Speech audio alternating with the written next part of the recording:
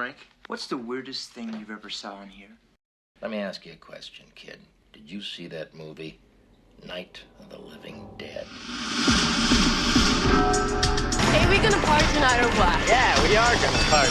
Well, where are we gonna party? I don't know, somewhere. Hey, we could go to the park. Oh, no, we can't. The cops said they'd shoot us if we go back to the park. Yeah, and I ain't in no mood to die tonight. I like death. Greetings, ghouls, and welcome to Minute 7 of Do You Want to Party? A Movies by Minute podcast of the 1985 groundbreaking horror classic, The Return of the Living Dead. I'm your host, Troy, and for this particular minute, I'm going to be joined by a fellow cosplayer and gaming board enthusiast. My name's Mitchell. Thank you for having me. Not a problem. Looking forward to this. I haven't been able to see Return of the Living Dead in a long time, so I had a big nostalgic trip getting ready for it. Yeah, I'm finding that that's actually kind of a thing that is coming up. A lot of people are like, "Oh yeah, I love that movie." Well, I haven't seen that in like what 5-10 years and all that. So it's kind of neat that it's people are all like, "Hey." And then I got a couple people on the list that are like, I've never seen that movie before. I'm like, oh, please watch it and have come on for at least 1 minute. I'd love to hear what you have to say about it. So I think it was like 15-20 years ago was the last time I watched it. Oh, really? So it's okay. like a long time ago. Like, right. My mom was always a big horror enthusiast, so I grew up watching Evil Dead, all the Living Dead. Nice. So I had that kind of groundwork, and then going to elementary school and asking, what did you watch last week? The Evil Dead 2. Sorry, what? Nice. Hey, everyone. This is future editor Troy speaking on behalf of the upcoming situation where past host Troy actually talks about this next sequence. Over the next little while, I accidentally and stupidly refer to one actor as another actor. I mistakenly substitute Clu Gallagher's name for James Cameron's name. So this is me just stepping in right now to actually blanket a edit instead of actually having to go in and try and splice out every time I say Clu and when I mean to say James. And if you stay tuned to the very end of the episode, you'll hear the blooper where I actually come to the realization during the recording of what I actually had done. So I apologize to anyone that gets offended over the next couple of minutes where I mistakenly mess up the names of these two actors. Please try to enjoy from this point on. All right, so let's get into this minute. And this minute starts with spraying on marijuana or something and ends with a phone call being answered. So, like in the previous minute, we're in the middle of a conversation between. So the conversation between Clu Karen and Tom Matthews, our Frank and Freddie characters, are still in the little office of the warehouse having the conversation. And like I said, the previous minute we were talking about how the Return of the Living Dead by George A. Romero was based on the true events, and the true events are the events that we are currently going through for this movie, because in the universe of this movie, there you go, that's how we're going. So I do enjoy it. Kind of has a very meta feel to the conversation of giving the history of it while also being tongue-in-cheek in it. I completely forgot about this conversation, so revisiting it, I'm like, okay. So this was a very big trope for a while. Exactly. Well, see, also, like, it was like a meta thing before, like, meta was really a thing. Yes. Like in 1985, too. Like, to have a self-reflection on basically pop culture. And he's still recently worked with George, and it's still a budgeting genre. So being aware in the time of it being created takes a lot of self-conscious awareness to it. A lot of foresight into it as well. And I mean, again, I don't think at the time that Dan O'Bannon and the rest of the crew thought it was going to be what it turned out to be, but they were just basically like I've said in previous episodes, it was a loving tribute to the George A. Romero Night movie. And it just like I said, it's fascinating that we got what we ended up getting, because it was just Just happened to be the right things happened at the right time. All right, so so in the previous minute we get the explanation of a chemical that was called 2,4,5 trioxin. But now we find out what it's used for. At the last minute, it gets cut off before Frank is able to tell Freddy what it's used for, and it turns out that it was drug control for the U.S. military as a herbicide to be used on destroying like illegal marijuana growing plants and all that sort of thing. And now we find out that the company that developed it is the The Dow Chemical Company? Dower. No, the Oh, Dower. Dower. Sorry, Dower Dow is the Chemical real Company. life analogy. that they Exactly. use. This is where Yes, this whole sorry. entire So this is I was where jumping ahead. yeah, no, it's perfectly fine, because my next notes were about that. So the 245, because I didn't go into this in the previous minute because we just had so much of Night of Living Dead and Romero talk that I'm now going to come in because it's brought up more of what the chemical was used for and all that and sort of thing. And actually the result of in this universe, what actually happened with the chemical. So yeah, as you had mentioned, the Dow company is the one that developed an Agent Orange, which was a pesticide that was used to kill foliage in enemy territories for the military, right? So they can go into a jungled area, spray this thing down, and then like cover would be killed off and all that sort of thing. So it was heavily used during the Vietnam War. Yes, yeah, exactly. And the timing of the film really coincides with like criticism and reflection of their actions in Vietnam, and it's still a theme that goes on today. Like, oh yeah, definitely, yeah. So according to this, so the companies that developed it were actually compelled by the U.S. government to produce Agent Orange under the U.S. Defense Production Act of 1950, which is something that I knew vaguely about, but finding out the actual details is like really like it puts a reality spin on this fantastical story. And obviously when you're watching the movie in the theaters in 1985, whatever, reflecting upon 40 some odd years later, you know more about it, which is of course in 85 a lot of this information you actually had to sit down and read through books and newspapers to find harder this to sort come of thing by. out. Yeah, exactly. Now you just like, oh, what does this mean, sort of thing. Yeah. Now do you know why it was called Agent Orange? I am blanking. I think I used to know the name, but it's not coming to me right now. Okay, so according to the research that I found, thanks to Google, and Google is a half decent source for and all that sort of thing. But what I found out is that the name Agent Orange came from the orange stripes that were on the 55-gallon drums that they, which this chemical was stored in. So, which I love that kind of history of, hey, why did you make the pill this color? Oh, it was the dye that was closest at hand. Yeah, exactly. It's such a human thing. answer. Yeah. So Agent Orange was a mixture of chemicals containing nearly equal amounts of two active ingredients, which are, and now this is going to be hilarious because it's giant friggin' a whole entire Scrabble board of words that I'm about to attempt to say. So I'm just gonna bring my notes right up to me so I make sure I get this as best as possible. So ingredients 24-D, the 24, the D is dichlorophonic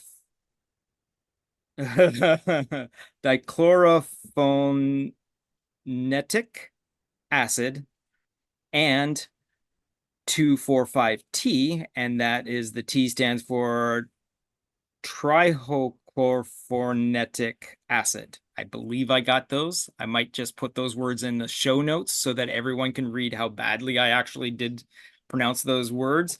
But from all that, that's where we end up with our 2,4,5 trioxin, which is what the chemical is used in this movie. So, in the universe of this movie. I was gonna say you have a better pronunciation than I did. I just have like liberal arts degree. I don't have that much help for that. Yeah, no, I mean, also for the listening audience, those two words are going to be highly edited down so that it sort of sounds like I got it all in one try, but I might just leave it as is just to see how horrible it was. But again, we're looking at big giant $20 words and all that sort of thing. Exactly. You're using scientific formulas that are kind of not meant to be said in regular conversations, but in kind of and usually referred to in shorthand. Yeah, yeah. As in 2,4,5 toxin. Yeah, exactly. Yeah, trioxin. It's just, yeah, that's a hell of a lot easier to, first of all, type out and all that. But to have to type out those giant words would have been just ridiculous. So yeah, so with the slight alteration, from reality, Dow becomes Darrow for this particular universe, and like I said, the chemicals then become 2,3,4 trioxin. So Frank continues on his conversation with Freddy, and Freddy's really getting drawn into this conversation. The way that, first of all, again, it's another, like, it's something I keep mentioning, and I'll probably keep mentioning because these two actors, Clue and Tom, mesh so well together. They're it's early in Tom's career, and it's like, I wouldn't say end of Clue's career, but he's a seasoned actor at this time. He's in his 60s at this point. I definitely got vibes that reminded me of like my family, my grandfather telling me these stories. Exactly. Long tangents. And you're like, really? You just see him smirk and you're like, damn it. Got me again. Exactly. It's totally a grandpa telling wild stories and all that, but he like just draws in his audience, which is 100%, which is a perfect way for telling a story. And his face gets so serious, and like you can see it on Freddy's face that he's just totally drawn into it and all that. Which leading up to the end of this minute is perfect because he just gets so drawn in and all that. But the audience is Freddy in this for sure sequence. Exactly. Trying to figure out what's going on, same as him. And it's an exposition dump, but it's done in a subtle beautiful way.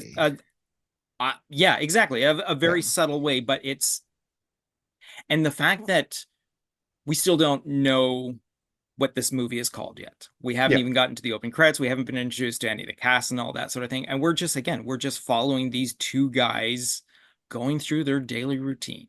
Now, of course, we came from a cutaway to other characters for like 1 minute and all that a couple of minutes ago. But right now, this is the Frank and Fred show, and we're just following along. And again, you are correct. The audience is totally Freddy in this situation. And again, Frank's delivery is fantastic. So he gets to the point where the government would sue the guy that made the movie, and again referring to Night of the Living Dead from the previous one, if he used the actual facts. And while again he's never mentioned my name, and again it's George A. Romero, again all covered in the previous episode. But hey, if you're just tuning in on your first episode as episode 6, that's who the guy is, as I do air quotes on something that no one is actually going to see. I gotta say is if this is your first episode watching, good choice. Exactly. Starting at like minutes 7. This is minute 7. Minute 7 of a movie that, have you watched the movie? Mind you, if you've watched the movie, right, you know what is going on. You want to hear what the people have to say about this particular minute. Perfectly fine. A lot of people will do that, but as these are coming out week to week, it's going to be a while before you get to the zombie zombie skeleton coming out of the grave as Do You Want to Party actually starts playing. So so that being said, it gets so dramatic, and the camera work is done well too. We have a couple of 2 shots, and then we have a couple of over the shoulders, which is kind of neat, but the camera keeps zooming in on both actors. It jumps back and forth while the conversation is going on, and it gets, focusing on Frank's face, focusing on Freddy's face, and you can see how it is. And then like at the very last second of the movie is probably the best jump scare of this whole entire movie, the phone going off. And Freddy's reaction of like being so startled, his arms fly wildly around. He knocks over a canister with pens as they go flying, and Frank just like casually picks up the phone like nothing happened and all that, and he basically answers the phone, and like Fred like scrambles to try and like put everything back in order and all that. And I would have, because my first experience with this movie was not in the theaters. I saw it on TV on one of the movie channels back in the day. Like I can't remember, it was First Choice or Super Channel back in the day. And it's just one of those, hey, I'll just put the VCR to record because I know there's a horror movie on and then watch it the next day sort of thing, which is how I watched a lot of my movies back then. But yeah, and unfortunately, the past little while, there's been a couple of theatrical showings of the movie. And I mean, I would have loved to have been, I mean, in 85, I would have been old enough to be able to go see the movie. But I don't think I would have wanted to see the movie because at that time I was still sort of, you know, I liked the comfort of watching movies like this on the small screen and whatnot. But more intimate feeling of it. Yeah, exactly. But yeah, so yeah, pretty much is basically covers what happens in the actual minute, which is, again, it's a great background story. You get to see a fantastic reaction. And I love the fact that it's a two-person shot. It's a two-person sequence and all that in the room.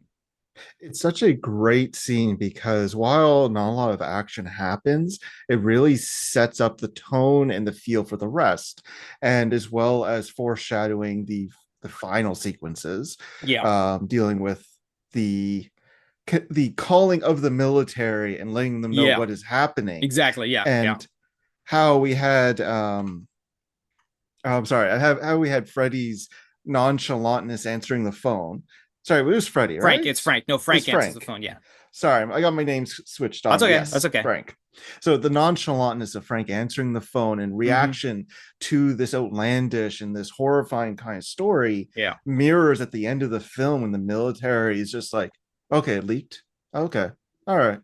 Very just dry, responding as if this was a Tuesday report and they have to now act on what they expected would happen. And just the book ending of it is just so perfect for this film. Exactly. I completely skipped over the note of between the suing the guy and the phone ring sequence.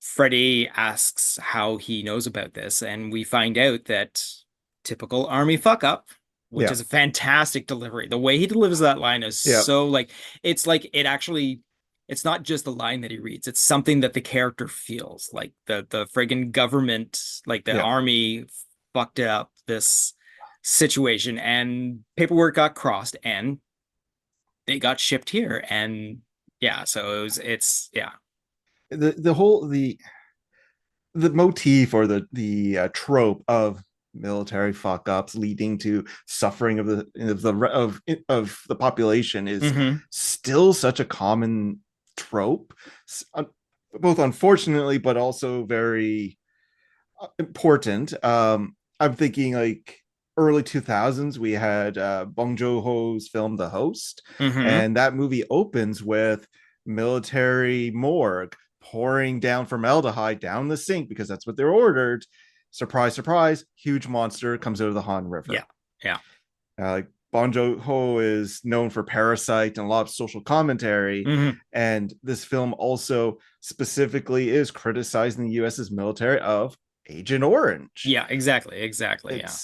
Which makes me very saddened that the Host is 20 years after this film, and it's the exact same theme and setup, and kind of makes me sad, but also it's good to see the criticism and the commentary still being able to come through. Well, you got to think about it from that point of view. 20 years is actually a good time to again bring that sort of idea forward and all that. And that's when you realize, oh, wait a sec, didn't they do this and this? And that brings that up and all that sort of thing. So it's one paves the way for another. And again, if it's something that you discover along the way, that it's like nothing's original, but it's an original way of telling the same sort of story, getting across the same sort of information. It's the benefit of age and hindsight, of learning of where we've come from. Oh yeah. So and I'm sure that those that watch the host first have no connection to like Return of the Living Dead, where like you just pointed out, they're pretty much the same sort of thing. I mean, someone filled out the wrong form and something was done a way that it shouldn't have been done, and there you go. I mean, obviously, well, I guess again, it's pretty much a monster story. One's just a horde of zombies, while another's a giant monster and all that, which I was fascinated with. I wish I had seen that movie in the theater. I'd love to have seen The Host on the big screen, but I was lucky they had it at Scotiabank when it first came out in Canada. So it was because it didn't get a huge release, did it? Well, it was early Korean new wave cinema, so it wasn't as well known. We were getting more the horror remakes, and that example instead of the original films. But The Host was at the time, I think, the highest grossing South Korean film. So it got significant international attention because of that. Yeah, I do remember that. Yeah, because like I believe I was working at Blockbuster at the time when it came out, so there was like maybe 3 copies of it on our wall, and so like it was one of those, we get that chance like a couple of days before release, we can take home the movies and watch them. I'm like, oh, The Host, wait a sec, I know this name. And so so it was like, I think for our audience, I also worked at Blockbuster back in the day. I think my store also got quite a few copies, and I was the annoying employee who's like, oh, looking for a movie Friday night? Check out The Host. And it was always rented out. It was my if anyone came in looking for an off-kilter that didn't mind a foreign language thing, that was the other stumbling block too. Like again, nowadays it's more common to subtitles for anything, like even when you're watching like English your TV, native language TV, when you're watching your native language, put on this closed captioning, it makes things so much easier to watch nowadays. But back when you didn't have like a very well, I don't think there was an English dub on the original ones. I think there is a dub version of it. I believe there's a dub available now. I don't remember at the time there being one though. I have a feeling there was, but I'm not gonna. I never watched the dub, so I don't. Yeah, exactly. Know. No, for sure. Unless it's like an anime, maybe. Yeah, I'm guilty of doing the anime dub, but when I know the filmmakers, I'll be like, no, I'll stick to the original.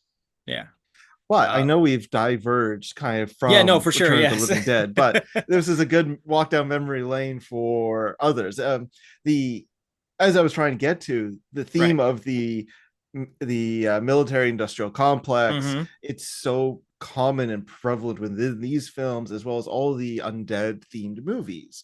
Where we have Cabin in the Woods, you have God, there's too many to think of for it. But they just become so prevalent and such a common theme that everyone's familiar with it, but not actually realizing the history and how this is somewhat real. Not the undead part, but the chemical aspect. The chemical aspect of it. Which is a fascinating thing. Like, the unfortunate thing is the Return of the Living Dead series does get into the, hey, it's just a chemical, let's do some gory effects and all that sort of thing. But this first one, again, Dan O'Bannon, like the original writer of Alien, does a fantastic job. He took like a bare bones idea from someone who parted from George A. Romero's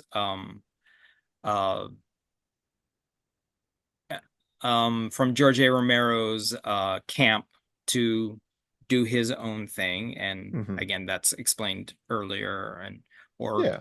probably a little later on, I'll go into some more explanation once I start getting into personalities as part of the podcast and whatnot. But yeah, so it's just a way to It's a way to bridge the different films, exactly, yeah, maintaining that kind of cohesive narrative, whereas other films won't go as deeply into it. Yeah, but they still have that same skeleton. Exactly. Yeah, the same. The same skeleton from it. Yeah. All right. So just give me 1 second here, Sure. and I'm going to bring up the script as soon as I find the screen that I have the script on. There it is there. So the only thing is there's the script there. So basically, a couple of sequences so far have been slightly different from the script. So this is, again, it is the Return of the Living Dead story and screenplay by Dan O'Bannon. It's the revision from October 1983, which is, again, based on the story. So it's based on the story and screenplay by John Russo, Rudy Rickey, and Russell Steiner. So just let me jump down to the actual, because I didn't have it queued up properly. Editing.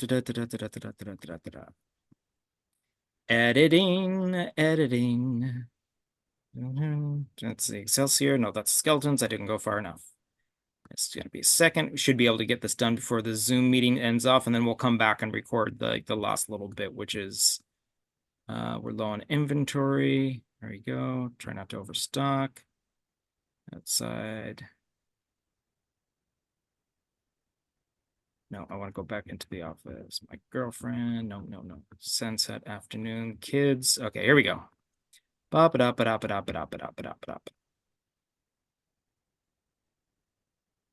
Nope, that's casual conversations. And Night of the Living Dead, Freddy. Oh, almost there. Okay. In the script version, we have a little bit of a difference of just the conversation. And again, over the years, over the time between script writing and final film, obviously things are going to get changed around. Things are going to get edited and whatnot, or just changed on improv. The dynamic of the actors. Exactly. Yeah, exactly. All right. So according to the script, which is from a story and screenplay by Dan O'Bannon, this is the revised version from October of 1983, which is based on a story and screenplay by John Russo, Ruby Rickey, and Russell Steiner. Let me ask you a question. So basically, the sequences run pretty parallel to what actually happens. But hey, we gonna party tonight or what? Yeah, we are gonna party. Where are we gonna party? I don't know, somewhere. Hey, we could go to the park. Oh, no, we can't. The cops are going to shoot us if we go back. So it goes again. So the trioxin, I like death. 2,4,5 trioxin, and they were going to use it on marijuana or something. So this is Frank speaking, obviously. It was something Darrow Chemicals was developing for the army. They shut it down after the business with the corpses. And they told the guy that made the movie that if he told the true facts, they would sue his ass off. So he changed it all around. Freddy comes back. So what really happened? And then Frank goes, well, they shut it all down. And the army took away the contaminated dirt and bodies, and they managed to keep it all a secret. Freddy then responds, well, how do you know about it? Frank then goes, the Army Transport Department got the orders crossed, and they brought the bodies here instead of the Darrow Chemicals. Typical Army fuck-up. And they put them here and forgot about them. And at that point, I guess the stage direction points out that the phone rings, Freddy jumps, and Frank picks it up. So, again, it is what happens in the movie, but the delivery is a little different. The natural chemistry of it, yeah, exactly. You can see how James Caron makes it flow so naturally and all that. And again, I read it in my typical, I used to act in high school sort of voice, and whatnot. But yeah, so it's fleshed out in the movie, which is kind of cool. But that again, not knowing exactly what actually happens, don't have any sort of like commentary and all that sort of thing. Um, I had mentioned that in previous episodes, I have acquired the Blu-ray version of the movie, which is kind of neat because I've only had the DVD version for the longest time. But the DVD only has the commentary track of both the director and the production designer. But apparently the Blu-ray has also a commentary track where the actors also speak, which is kind of neat. So once I get that up and running, I'll throw those in as part of it.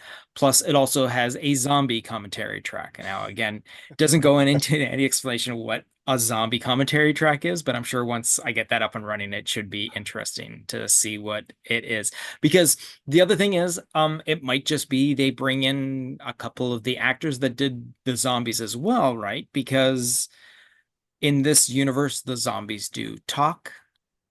Spoiler alert, if you haven't seen the movie already, you know that these are the zombies are intelligent in this particular universe. But Part of yes. me part of me hopes that the zombie commentary is just them groaning the entire time, and it's Yeah. just kind of a See, that's what I troll was kind thinking too. of That was thing. thinking too, but there's no Yeah. other, I mean, and I've done a little bit of research to find out what it actually is, and there's no explanation. It just says it zombie commentary track. So hopefully once I get my Blu-ray player up and running, I'll be able to start spotting those in. But that's during the over on the commentary part. Over on the commentary track with director-writer Dan O'Bannon and production designer William Stout. Both gentlemen continue the conversation about the construction of the sets being in a warehouse, which is lingering from the previous minute. William Stout points out that the poured concrete slabs walls that they have are just plywood painted that way. And even though there was a low budget, they still succeeded in a high budget look.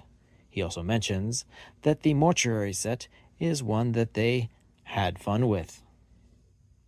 As the camera moves in on the movie and it pushes in towards Tom Matthews, Dan O'Bannon mentions he actually remarks how brilliant Tom Matthews is and how intuitive an actor he is, and how he was more of method acting than James Karen. So he, Dan O'Bannon, stopped rehearsing Tom and allowed him to be spontaneous. He adds that Jimmy, or he refers to him as Jimmy, but James Karen, was good eternal actor and liked to rehearse. Then, just near the end of the minute, Dan O'Bannon mentions that Tommy went through and, without being coerced or talked into it, got his ear pierced on his own. Dan had mentioned to him that Freddie was kind of a hip guy, and that the next day Tom just showed up with it. So how did you come about like like what are your feelings of the movie like in total? Like when did you come around to seeing the movie? Like we mentioned it earlier at the beginning, but if you want to like expand on that and whatnot, or like do you like zombie movies? Oh yeah. As I said earlier, I grew up in a house of watching a lot of horror films. Watching all the Evil Deads were always kind of like the staple of it. Yeah. Watching a lot of, I think one of the watching a lot of the classics. Well, not classics isn't the right word. The new staples of 28 Days Later, Shaun of the Dead. Yes. So they're not classic in that sense, but they're now become pillars of the franchise. Yeah. I used to write articles on horror films, so I would go to independent festivals and do some essays and I didn't journals know on that. it. Yeah, it was a small gig I did. I'm usually more behind the scenes. I work TIFF, and my number one recommendation for people is the Toronto After Dark Festival. Oh my God, yes. Toronto After Dark Festival, Yes, as well yes. as Midnight Madness at Midnight TIFF. Madness, right? Yes. Both of them I strongly recommend. I'm big fan of horror and the unusual, and especially if you're able to visit Toronto and go to the festival, seeing those movies in a big crowd at midnight is a very unique experience and a lot of fun. I really liked rewatching this film back at home because it gave me a lot of nostalgia of growing up watching it with my family. I had that connection, but then seeing it with the group is a whole different thing. For sure. Yeah. I know you and a lot of our friends have also done like Toronto Zombie Walk and that aspect. I've done some cosplaying. I never got into the horror aspects. I mainly did Star Wars, some anime, some comic more book. pop culture, comic book and pop culture stuff. But no, zombies are always kind of a fun. They feel warm and at home. It's just a good watch, even if people are being ripped to pieces. Yeah, exactly. I mean, even if you have a bad zombie movie, the zombies are always like even if the budget isn't there, you can see that they pour their heart and soul into, like, I've never seen anyone, even in the cheapest of horror films, like even those ones that are shot on like high-8 video sort of thing. You can see, especially like in the zombie genre, you can see that they put their heart and soul into the zombies themselves. The diehard fans who are invested in it, and they're not doing it for a quick buck. They're doing it because they just love the genre. And of the general audience of monsters out there, the zombies are the ones that are the easiest to access, the easiest to do, and still, like, no matter what the quality is, you're going to enjoy at the very least the zombies themselves and all that. And zombies have always, like, the idea of the dead coming back has been in human history for so long, the whole mythos of it. So everyone has that on some level a connection to this idea. It's just how it's manifested will vary. Yeah, that's cool. All right, so like I said earlier, I'm hoping that I can get you to come back later on, somewhere along the lines. Any particular moment that you might want to put your marker on, sort of thing? Any sort of thing? Well, any sort of thing you're looking forward to, like finding out more about what happens in that particular minute or whatnot. I'm being a little selfish, and I'm liking the reveal and the calling of the military at the end. Like that, the whole sequence is one of my favorites. You know what? I totally understand, and I have no problem getting you. I might actually, if you're up to it, I might have you in the next couple of episodes. Actually, we have the Colonel's introduction. If you want to come back for that, when he pulls, it's basically after the opening credits and whatnot, and he like the house, like, you follow him into his house and he's talking to his wife and all that sort of thing. Yeah, which is sooner than I remembered it when I rewatched it this time, because again, I don't know when the last time I sat through this prior to this, but when I'm like, oh, I don't remember him being so introduced to so early in the movie. I was like, was he? I don't remember that. Like, I remember the very end. Very, like, Dr. Strangelove-esque kind of feel. I'll definitely bring you in for that sequence for sure if you want to do that sort of thing and all that. But, I'd be down. I'd be interested. Okay. Yeah.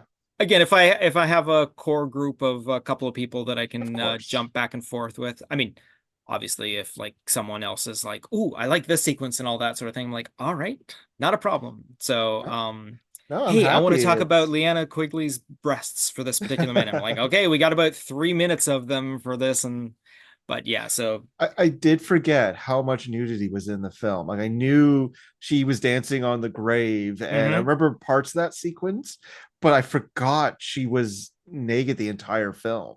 Pretty much from when Trash takes off her top at that point, she is pretty much well, she gets attacked and once she gets attacked, but then the rest of the movie she's walking around completely naked and all that sort of thing, which, again, a pivotal moment in a young boy's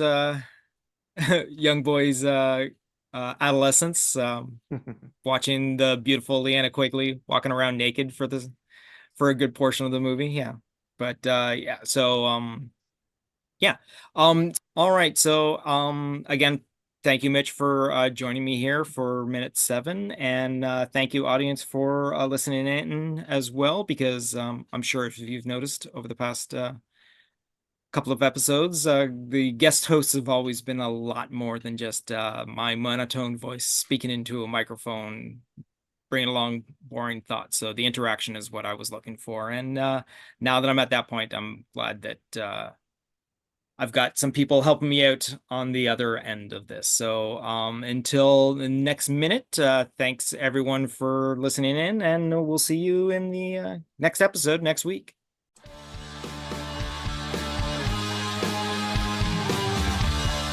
You've just been listening to a Planet Geek production of Do You Want a Party? A Movies by Minute podcast of the 1985 The Return of the Living Dead. Please be sure to subscribe, download, comment, share, rate, and review. Be sure to follow us on our social media platforms: Facebook, YouTube, TikTok, Tumblr, or Letterboxd. Search for Planet Geek Productions. X, former Twitter, Instagram, and Blue Sky, search for Planet Geek Pod. Or send us an email to planetgeekpod@gmail.com. Our closing music is provided by Night Chill. See the show notes for more details. Once again, thanks for tuning in, and farewell, fiends.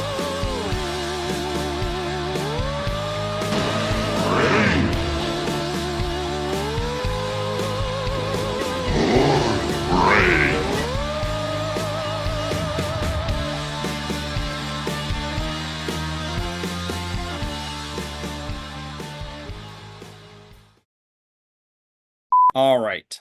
So where is, I just got to look at my opening script because it still hasn't been put to memory yet. All right, so here we go. Like I've pointed out before, oh no, I'm gonna have to go back and change some stuff. Oh no. Did I was calling him Clue. I was using Clue instead of James. Oh shit, that sucks. Oh, I'm gonna have to do some really interesting editing. Because it's James Karen. Clue Gallagher is Bert, who owns the place. Okay, and at that point I'll probably cut to the over on the commentary track, and it's previously mentioned on the commentary track. How to? All right, so then I'll just bring up the something that I'm going to ask every single guest host when they're first on for the first time, because I'm hoping to have people come back a couple of times throughout the 2 years I'm going to be doing this. I did the math, and apparently the last Wednesday of February 2026 is when the final episode will air. If I still doing weekly. Yeah. There's the 2 Halloweens that this crosses over. No. Yeah, the 2 Halloweens the 2 Halloweens that this crosses over. This year, the 30th is a Wednesday. So I'm also going to release on the Thursday, on the Halloween day, another episode. Yeah, and then the following year, the Wednesday, but Friday is the 31st. So I'm also going to release an episode there. And then on the actual release date of August 16th of 2025 will be the 40th anniversary of the movie being released. And it doesn't fall on a release Wednesday, so I'll release an episode on that particular day. Oh, I think I misunderstood. I thought the anniversary was this summer. Well, no, see, that's the thing. The anniversary of the Universe movie is because in the movie it says it was really the date was July 3rd, 1984. So as of July 3rd, 2024, I started this podcast. Yeah. Which is the 40th anniversary of the events of the movie. Yeah, I follow. Next August will be the 40th anniversary of the movie. So I get to cover both You're doing the things. meta awareness of Exactly, in-universe. exactly, and that's Yeah. the main reason why I rushed to do that, because I realized, oh my god, I ran out of time. I gotta quickly throw something together, and that's why I hurriedly was texting people like, hey, so I'm doing this thing, and that's another reason why I decided to do it on a weekly basis, so I don't run into, like when I did An American Werewolf in London, Welcome to the Slaughtered Lamb, Movies by Minute podcast. I was doing it 5 days a week, so I was recording them like the night before they were being released. And I was just rushing. I was talking into my phone, recording it and all that sort of thing, and editing it all on my phone, which doesn't mean I'm not going to be using my phone to edit, because I have some pretty good software. And now that I'm more used to it, sort of thing, it's a little easier to do. But yeah, so that's what I'll be doing. All right, and that's basically it.